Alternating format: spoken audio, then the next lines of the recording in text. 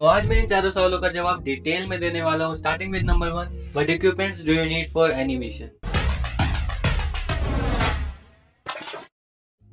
अगर तुम एनिमेशन को लेके सच में सीरियस हो और इसे एज अ करियर परस्यू करना चाहते हो, then you must have a decent space computer and a drawing tablet. शुरुआत के लिए एक entry level laptop with 12 Gen i3 और a Ryzen 3 processor with integrated graphics बिल्कुल सही रहेगा। इसकी वजह से तुम बेसिक लेवल की एनिमेशन आराम से बना सकते हो। और अगर तुम थोड़े हायर लेवल की एनिमेशन बनाना चाहते हो तो i7 12th Gen या Ryzen 7 4000 सीरीज का processor with RTX 3050 will be perfect for you. इसके साथ तुम्हारे पास एक ड्राइंग टैबलेट होना चाहिए। तुम पेन डिस्प्ले या पेन टैबलेट जो चाहो वो ले सकते हो। पेन डिस्प्ले बेसिकली एक टच स्क्रीन मॉनिटर की तरह होता है, जहाँ पे एक स्क्रीन होती है जिसे तुम अपने एग्जिस्टिंग पीसी से कनेक्ट कर सकते हो और फिर उस पे पेन की मदद से ड्रॉ कर सकते हो। इस पे तुम जो भी ड्रॉ करते हो वो तुम्हें रियल टाइम स्क्रीन पे दिखाई देता है, just like drawing on paper. On the other hand pen tablets में कोई स्क्रीन नहीं होती है, बस एक ब्लैंक सरफेस होता है जिसपे तुम जो भी ड्रॉ करते हो वो तुम्हें अपने पीसी या लैपटॉप की स्क्रीन पर दिखाई देता है। शुरुआत में पेन टैबलेट्स को यूज करना थोड़ा मुश्किल हो सकता है क्योंकि तुम ड्रॉ टैबलेट पे कर रहे हो और वो दिखाई तुम्हें सामने स्क्रीन पर दे रहा है, पर धीरे धीरे इनकी आदत लग जाती है और इसीलिए पेन डिस्प्ले की तुलना में बहुत सस्ते भी होते हैं। और हाँ, पेन टैबलेट्स को मोबाइल से भी कनेक्ट किया जा सकता है पर पेन डिस्प्लेस को नहीं। तो तुम अपने बजट और जरूरत के हिसाब से दोनों में से कुछ भी ले सकते हो। इन सभी को खरीदने का सबसे बेस्ट लिंक तुम्हें डिस्क्रिप्शन में मिल जाएगा। बट फॉर सम रीजंस अगर तुम्हारे पास लैपटॉप या पेन टैबलेट नहीं है या तुम अफोर्ड नहीं कर सकते हो तो भी चिंता की कोई बात नहीं है, क्योंकि तुम सिर्फ एक मोबाइल और अपनी उंगली से भी एनिमेट कर सकते हो, जैसे मैं करता हूँ। और इस वीडियो में मैं यही बताने वाला हूँ। हमारा दूसरा सवाल है, is drawing really necessary for animation? इस सवाल का सबसे सीधा और स्पष्ट जवाब है हाँ।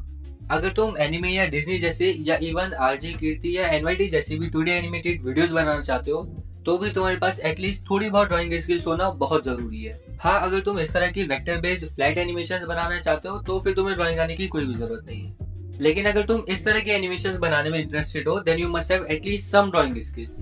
Now which is the best mobile app for animation? Best mobile animation apps में फ्लिपाक्लिप और रफ एनिमेटर ये दो मेरी टॉप पिक्स हैं। फ्लिपाक्लिप की बात करो तो ये एंड्रॉइड और iOS दोनों पे मिल जाएगा। इसका यूजर इंटरफेस काफी सिंपल और फ्रेंडली है। राइट साइड पे तुम्हें सारे टूल्स मिल जाएंगे like pen, eraser, selection tool, bucket tool और मॉडल सपोर्ट के लिए टेक्स्ट टूल। इसको यूज करना बहुत ही सिंपल है। बस पहला फ्रेम ड्रॉ करो, फिर इस प्लस के बटन पे क्लिक करो, फिर नेक्स्ट फ्रेम ड्रॉ करो, फिर इस प्लस के बटन पे क्लिक करो एंड सो ऑन। इसमें तुम्हें कुछ बेसिक जरूरी फीचर्स मिल जाएंगे like onion scanning, glow effect और इमेज और वीडियो एड करने का भी ऑप्शन मिल जाएगा।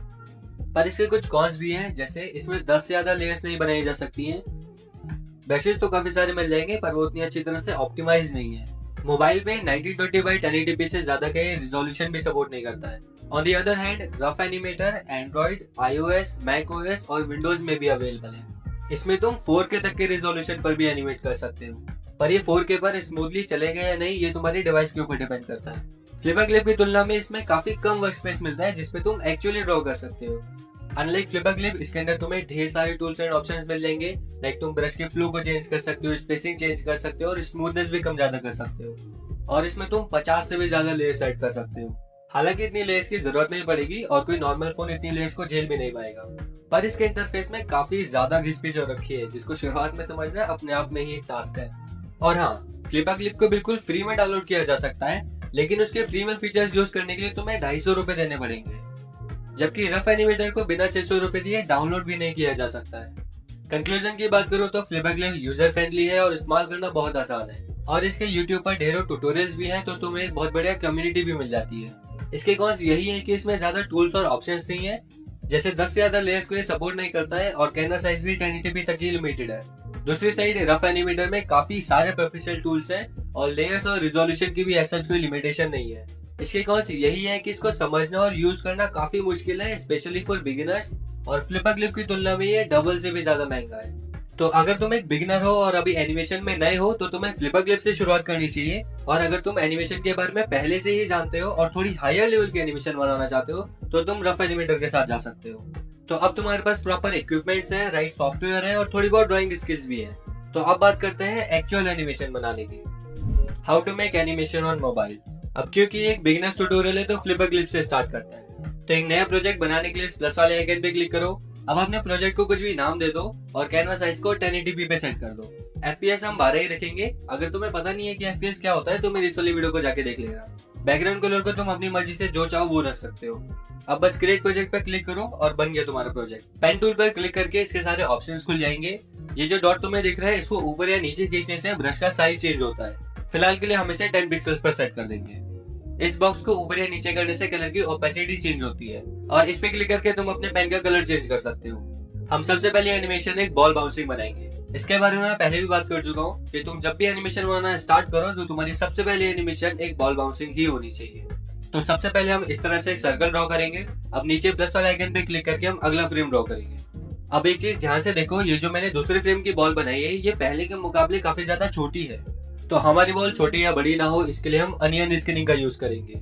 अनियन स्कैनिंग बेसिकली एक टूल होता है जिसकी मदद से हम हमारी एनिमेशन का प्रीवियस फ्रेम और नेक्स्ट फ्रेम एक साथ देख सकते हैं और फिर उसके अकॉर्डिंगली फ्रेम ड्रॉ कर सकते हैं। इन 3 डॉट्स पर क्लिक करके इस अनियन वाले ऑप्शन को इनेबल कर दो। अब तुम देख सकते हो कि पिछले वाला फ्रेम हमें थोड़ी कम ओपेसिटी में दिखाई दे रहा है। इसको इरेज करके अब मैं दोबारा से बॉल ड्रॉ करूंगा और इस बार कोशिश करूंगा कि वो पिछले वाले फ्रेम से लगभग बराबर हो। तो जब ये गिरना शुरू होती है तो इसकी स्पीड काफी कम होती है, इसीलिए इनिशियल फ्रेम्स को हम पास बनाएंगे और धीरे धीरे स्पीड अप होती है तो हम इनके बीच के डिस्टेंस को बढ़ाते रहेंगे। अब जैसे ही ये ग्राउंड को हिट करेगी तो ये वापस से शूट अप होगी और जैसे ही ये शूट अप होगी तो इसकी स्पीड काफी होगी, पर जैसे जैसे ऊपर आती रहेगी तो इसके अंदर की एनर्जी कम होती रहेगी और इसीलिए फ्रेम्स के बीच का स्पेस भी कम होता रहेगा।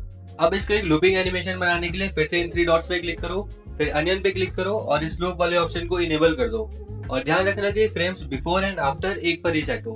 अब तुम्हें अपनी एनिमेशन का सबसे पहला फ्रेम भी दिखाई दे रहा है और तुम्हारा आखिरी फ्रेम इससे बस थोड़ा सा ही नीचे होना चाहिए। और लो, बन गई तुम्हारी सबसे पहली एनिमेशन। पर ये अभी भी कंप्लीट नहीं हुई है तो अब इसको कलर करते हैं। ये बॉटम राइट वाले आइकन पे क्लिक करो, फिर इस प्लस पे क्लिक करने से एक नई लेयर क्रिएट हो जाएगी और इसे ड्रैग करके पहले वाले से नीचे कर दो। अब अपनी मर्जी का कोई सा भी कलर लेके इसे पेंट करना स्टार्ट करो। तुम्हें हर फ्रेम को इसी तरह से ही पेंट करना है। अब आता है हमारा सबसे favourite part, adding shadows and highlights. फिर से एक और नई लेयर क्रिएट करो और इसे पहले दोनों लेयर्स के बीच में कर दो। अब एक डार्कर और थोड़ा सा सैचुरेटेड कलर लेके इसकी शैडोज पेंट करो, जस्ट लाइक हमने बेस कलर पेंट करा था। फिर एक थोड़ा ऑफ वाइट कलर से जिस जगह तुमने शैडोज पेंट करी है उसके ठीक ऑपोजिट जगह पे हाईलाइट्स पेंट करो